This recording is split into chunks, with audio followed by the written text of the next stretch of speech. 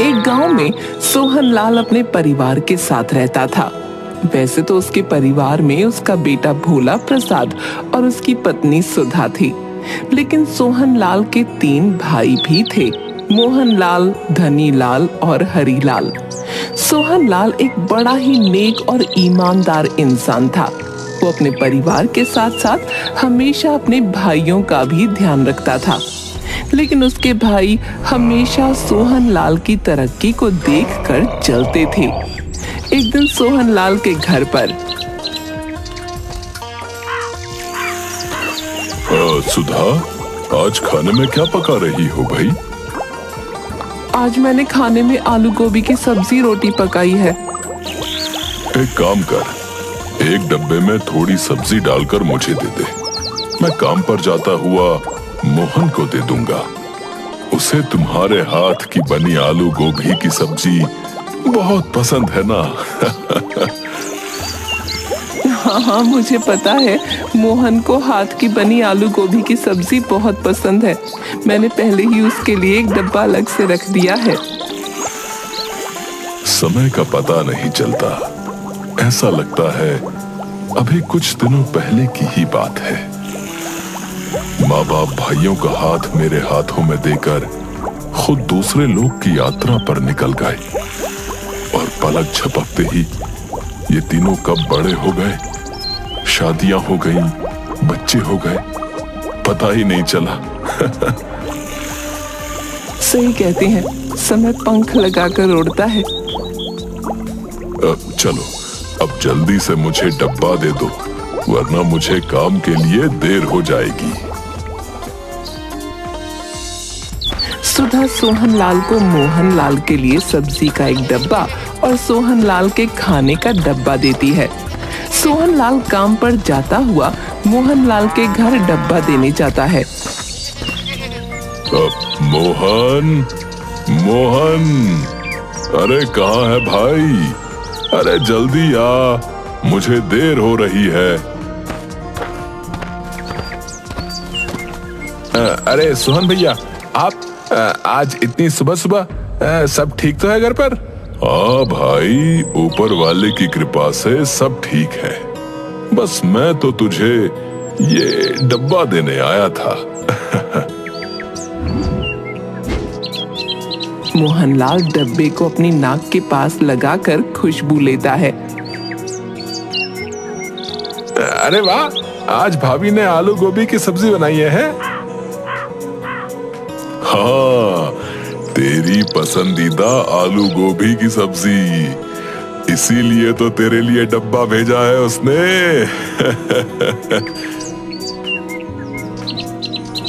मुझे भाभी के हाथ की बनी आलू गोभी की सब्जी बहुत पसंद है। हाँ, सब्जी बनाते ही सबसे पहले तेरा डब्बा लगाती है, उसके बाद हमें देती है।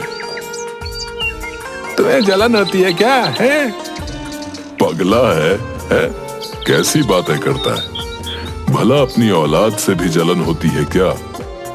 तुम तीनों को तो हमने अपनी औलाद भोला की तरह ही पाल कर बड़ा किया है।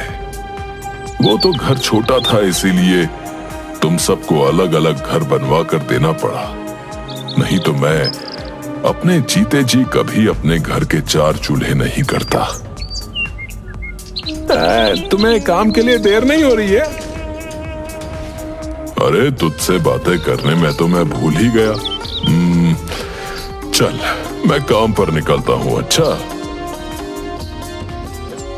भाभी को बोलना कि डब्बा देने में कल खुद आ जाऊंगा।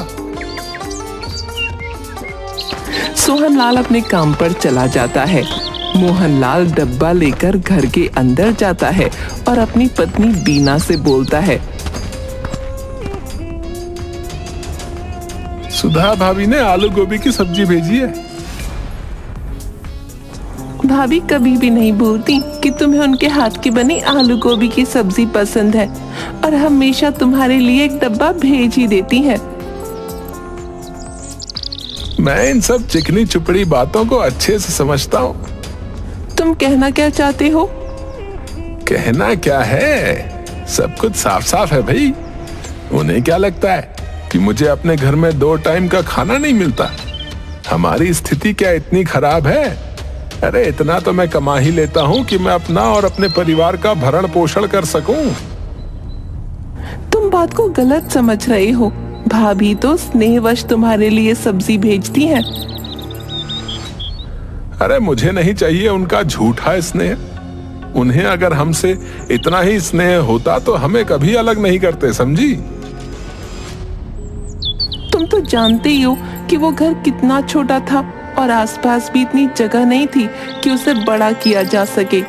इसलिए भैया भाभी ने हमें अलग किया और फिर ये घर भी तो उन्होंने ही बनवा कर दिया है। घर तो उन्होंने इसलिए बनवा कर दिया कि दुनिया को दिखा सकें कि वो हमसे प्रेम करते हैं, परंतु सच्चाई तो ये थी कि उन्हें अपनी आजादी चाहिए थी। क्या मैं नहीं जानता कि भैया रोज काम से लौटते वक्त बाजार से कभी जलेबी, कभी समोसे, कभी बर्फी लेकर घर जाते हैं। हमारे लिए तो नहीं लाते हैं। तुम ये क्यों भूल जाते हो कि उनके घर में एक बच्चा है? और मुझे तो पता नहीं, लेकिन तुम लोग ही तो कहते हो कि जब तुम छोटे थे तो भैया काम से आते वक्त कभी खाली हाथ घर नहीं लौटते थे। तो ये तो उनकी आदत है। कल तुम्हारे लिए करते थे, आज अपने बच्चे के लिए करते हैं। इसमें बुरा मानने वाली क्या बात है? तुम्हें अगर उनकी ज्यादा वकालत करनी है ना तो जाओ उनके पास ही जाकर रहो। मेरा दिमाग मत खाओ, बता रहा हूं। मोहनलाल गुस्से में घर से बाहर निकल जाता है और सीधा अपने भाई धनीलाल के घर जाता है। धनीलाल कहाँ हो भाई, बाहर आओ। मोहन भैया, आप क्या बात है, बड़े उखड़े हुए लग रहे हैं। भाभी से लड़ाई हुई क्या? गुस्से में क्यों भाई? क्या मैं सबसे लड़ाई करता हूँ? नहीं भैया, मेरा मतलब वो नहीं था। आप कुछ उखड़े हुए लग रहे हैं, क्या बात है, मुझे बताइए। कुछ नहीं, सोहन भैया सुबह सुबह मेरा दिन खराब करने मेरे घर आए थे। क्यों, अब क्या करना है जो आदेश देने आए थे? सुधा भाभी ने मेरे लिए आलू गोभी की सब्जी भेजी है, वो देने आए थे। ओह, आपकी पसंदीदा सब्जी। ऐसा कुछ नहीं है, वो मुझे नीचा दिखाने आते। क्या मेरे घर में गोभी आलू की सब्जी नहीं बनती क्या है? या उसमें तेल मसाला नहीं पड़ता? हाँ भैया, बात तो आप सही कह रहे हैं। 2 दिन पहले सोहन भैया मेरे घर पर फल लेकर आए थे और बोले कि छोटी को बहुत पसंद है इसलिए ले आया हूँ। क्या मैं अपनी बेटी को फल नहीं खिलाता हूँ या खिला नहीं सकता हूँ? वो हमें नीचा दिखाने का कोई मौका नहीं छोड़ते। हर जगह हर समय बस अपने बड़े होने और पैसे वाले होने का रौब दिखाते हैं। तभी वहाँ हरीलाल आ जाता है। क्या बात है मोहन भैया, बड़े नाराज दिख रहे हो तुम दोनों। क्या नाराज दिखेंगे हम, भगवान ने तो हमारे साथ गलती किया है। क्या बात हो गई, आप दोनों ऐसे क्यों बोल रहे हो? घर में तो सब ठीक है। घर में तो सब ठीक है, बस ये सोहन भैया सुबह सुबह अपना बड़प्पन दिखाने और हमें नीचा दिखाने आ गए थे। क्या बात हो गई, ठीक से तो बताइए, मैं कुछ समझ नहीं पा रहा। मोहनलाल सारी बातें हरीलाल को बताता है। मोहन भैया, बात तो आप सही कह रहे हैं। सोहन भैया हमें नीचा दिखाने का ना कोई मौका नहीं छोड़ते। कल मेरे घर पर भी आए थे सब्जी का थैला लेकर। क्या मैं अपने परिवार के लिए सब्जियां नहीं लाता हूँ? क्या मैं उन्हें सूखा खिलाता हूँ? बस बड़े होने के नाते मैंने कुछ जवाब नहीं दिया, लेकिन हमेशा वो हमें नीचा दिखाने की कोशिश करते रहते हैं। तभी वहाँ भोला अपने दोस्तों के साथ खेलता हुआ आ जाता है। मोहन चाचा, धनी चाचा, हरी चाचा, आप तीनों यहाँ पर हैं। नमस्ते, आप सब कैसे हैं चाचा? दिखता नहीं क्या कैसे हैं? अब क्या तुझसे पूछ कर हम कहीं जाएं? ये भी हम पर रौब दिखाना चाहता है। नहीं चाचा, मैंने तो ऐसा कुछ भी नहीं कहा। आप सब मुझ पर नाराज क्यों हो रहे हैं? चल, पढ़ना लिखना कुछ नहीं है, सारा दिन गांव में आवारापन करता रहता है। चल जा यहाँ से। भोला प्रसाद उदास होकर अपने घर लौट जाता है। क्या बात है बेटा, तू बड़ा उदास है? माँ, आज मुझे चौक पर मोहन चाचा, हरी चाचा और धनी चाचा मिले थे। वो तीनों हमेशा मुझे आंखें ही दिखाते रहते हैं, कभी मुझसे प्यार से बात नहीं करते। ऐसा नहीं है बेटा, वो तीनों तुम्हारी भलाई के लिए ही तुम्हें बोलते हैं। नहीं माँ, पिताजी कितने प्यार से मेरे भाई बहनों से बात करते हैं, परंतु तीनों चाचा मुझसे इतना रूखा व्यवहार करते हैं। नहीं भोला बेटा, तुम जैसा सोच रहे हो वैसा कुछ भी नहीं है। तुम्हारे तीनों चाचा तुमसे बहुत प्यार करते हैं। भोला प्रसाद अपने तीनों चाचाओं का वही रूप देख रहा होता है जो सच होता है, क्योंकि वो तीनों भोला प्रसाद के साथ सच में बहुत बुरा व्यवहार करते थे। समय गुजरता है, सोहनलाल अपने भाइयों पर इसी तरह जान देता रहता है, लेकिन उसके तीनों भाई हमेशा उसे देखकर जलते ही रहते हैं। सोहनलाल जितना नेक दिल था, उसके भाई उतने ही दुष्ट और कपटी थे। एक दिन अचानक सोहनलाल की तबीयत खराब होती है और उसकी मृत्यु हो जाती है। क्रियाकर्म के बाद सुधा और भोला की खबर लेने तीनों भाइयों में से कोई नहीं जाता। सुधा समझ चुकी थी कि भोला प्रसाद उससे जो कह रहा था वो सब सत्य है। माँ, अब क्या होगा? अब तो पिताजी नहीं है, हमारा घर कैसे चलेगा? बेटा तुम परेशान मत हो, तुम्हारे पिता ने इतना धन रखा है कि मैं तुम्हें एक अच्छी शिक्षा दे पाऊंगी। और रही घर चलाने की बात, तो हमारे पास खेत हैं, उन खेतों में अब मैं सब्जियां लगाऊंगी, उन्हें बाजार में बेचकर पैसे कमाऊंगी। सोहनलाल की मृत्यु को काफी समय हो चुका था। सुधा ने ही पाल पोस कर अपने बेटे को बड़ा किया। एक दिन भोला प्रसाद के चाचाओं ने भोला प्रसाद के घर से उसका प्यारा सुअर का बच्चा चुराया और उसे मार दिया। भोला प्रसाद को पता चला तो वो बहुत दुखी हुआ। बस अब बहुत हो गया, अब मुझे अपने तीनों चाचाओं को सबक सिखाना होगा। उन्होंने जो बुरा व्यवहार मेरे और मेरे माँ बाप के साथ किया है, उसका बदला भी लेना होगा। उसने थोड़ी देर कुछ सोचा और सुअर के बच्चे का सिर काटकर शेष शरीर को दफना दिया। पास के गांव में एक ब्राह्मण रहता था।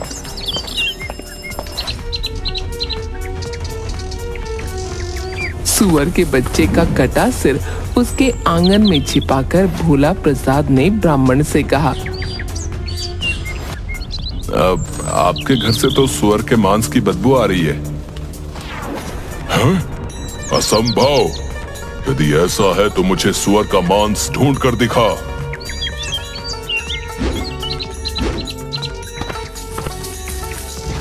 भोला प्रसाद ने सुअर के बच्चे का सिर उसके आगे ला रखा।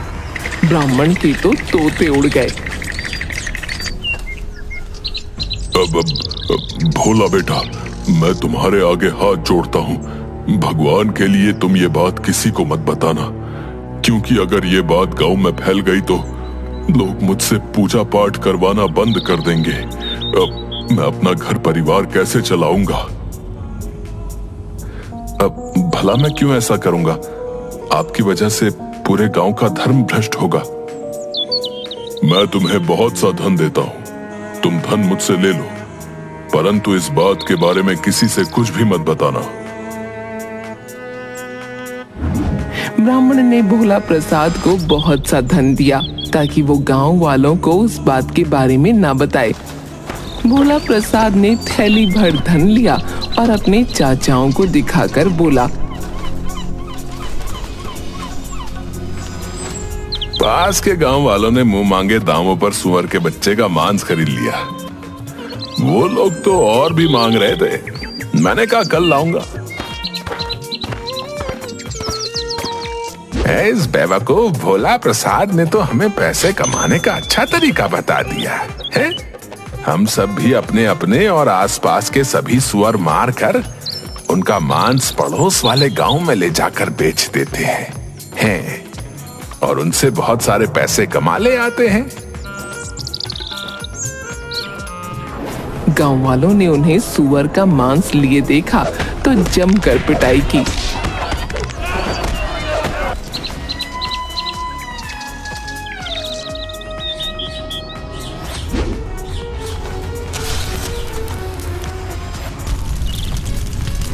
भोला प्रसाद और उसकी माँ बेघर हो गए। बेचारी माँ के आंसू देखकर भोला प्रसाद तिलमिला उठा।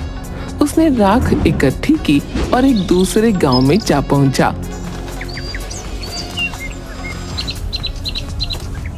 ले लो आंख का सुरमा, ले लो, इसे लगाकर गड़ा धन मिल जाता है। जिसका ब्याह ना होता हो जल्दी ब्याह हो जाता है। अरे भाई, क्या सच में मेरी शादी हो जाएगी क्या?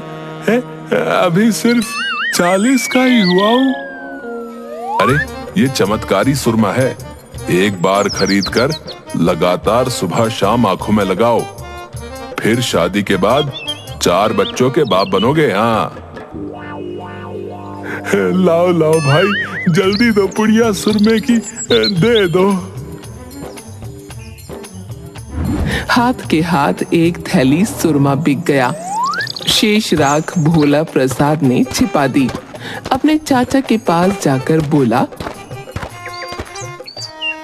मेरी तो झोपड़ी की सारी राख बिक गई। क्या कहा तुमने? राख बिक गई? हाँ, इसमें क्या शक है? मैं कोई झूठ बोल रहा हूँ क्या? ये देखो, मेरे पास मेरे घर की राख बेचकर कितने पैसे इकट्ठे हो गए हैं। अब मैं बड़े आराम से अपनी माँ के लिए नया और पहले से बेहतर घर बनाऊंगा, समझे? हैं? तुम्हारे घर की सारी राख बिक गई कि कुछ राख बची भी है? नहीं चाचा, सारी राख बिक गई। अगर मेरे पास और राख होती तो मैं और पैसे कमा लाता और अपनी माँ के लिए महल ही बना देता।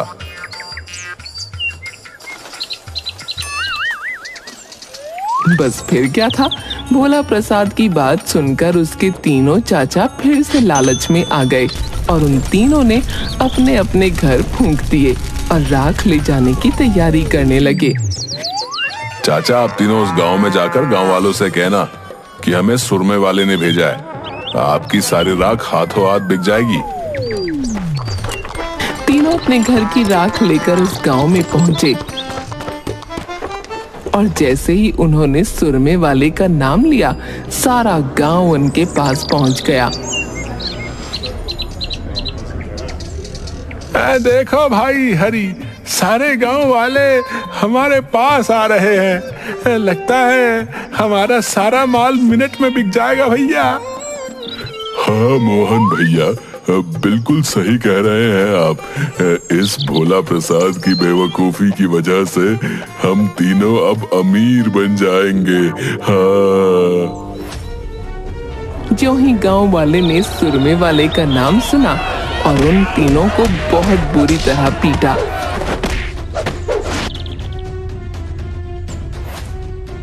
और बेचारे पिटते पिटते घर लौटे। चारों ने गुस्से के मारे भोला प्रसाद को मारने की योजना बना ली। उन्होंने भोला प्रसाद को जंगल के किनारे रस्सी से बांधा और खुद खाना खाने घर चले गए। उनके जाते ही वहां से एक सौदागर गुजरा। उसने भोला प्रसाद से पूछा, क्यों भाई, तुम्हें यहाँ क्यों बांधा हुआ है? जी मेरे चाचा मेरी शादी एक खूबसूरत लड़की से करना चाहते हैं। मेरे मना करने पर मुझे यहाँ बांध दिया। क्या ऐसा हो सकता है कि मैं तुम्हारी जगह उस लड़की से शादी कर लूं? मुझे तो बस कैसे भी शादी नहीं करनी है। लेकिन ऐसा क्यों? मैं किसी और को पसंद करता हूँ। भोला प्रसाद ने झट से सौदागर को बांधा और उसका घोड़ा लेकर रफू चक्कर हो गया। तीनों चाचा खा पी कर लेट गए। पिटाई के कारण पोर पोर दुख रहा था। गांव के रामू से बोले, जा तू भोला प्रसाद को जंगल के बीचों बीच फेंक कर आ जा। उसे वहां जंगली जानवर खा लेंगे। हमसे तो उठा नहीं जाता। उसके बाद हम तुझे सारे पैसे दे देंगे। रामू भी कम नहीं था, उसने अपने रिश्तेदार को ये काम सौंप दिया। रिश्तेदार ने सौदागर को ही भोला प्रसाद समझकर जंगल के बीचों बीच फेंक दिया। बेचारा सौदागर चिल्लाता ही रह गया। जी काम हो गया। तीनों चाचा मिलकर भोला प्रसाद की मौत की खुशी मनाने लगे। तभी भोला प्रसाद पेड़ के पीछे से घोड़ा लेकर चाचाओं के पास पहुंचा। चाचा, आपके आदमी ने मुझे जंगल के बीचों बीच नहीं फेंका, इसलिए केवल घोड़ा मिला। यदि जंगल के बीचों बीच फेंकते तो शायद बैल, गाय व हाथी भी लाता। खैर, जो मिला उसमें ही खुश हूं। आप सबका धन्यवाद देने आया था। अब मैं चलता हूं। तीनों चाचा फिर उसकी बातों में आ गए। भोला प्रसाद को पुचकार कर पूछा, क्या सचमुच जंगल के बीच पशु मिल रहे हैं? और क्या उन पशुओं ने तुम्हें कोई नुकसान नहीं पहुंचाया? हाँ, आप लोग भी ले आओ, जाओ। तीनों चाचा आलस छोड़कर जंगल की तरफ लपके। रामू को भी साथ ले लिया। जंगल पहुंचकर तीनों ने रामू को आदेश दिया, हम तीनों को जंगल के बीचों बीच छोड़कर आ जाओ भाई। रामू ने आज्ञा का पालन किया। तीनों को जंगल के बीचों बीच छोड़ दिया, जहां पर थोड़ी देर बाद एक जंगली भालू के हमले से तीनों की मौत हो गई और भोला प्रसाद को सदा के लिए ईर्ष्यालु और दुष्ट चाचाओं से मुक्ति मिल गई।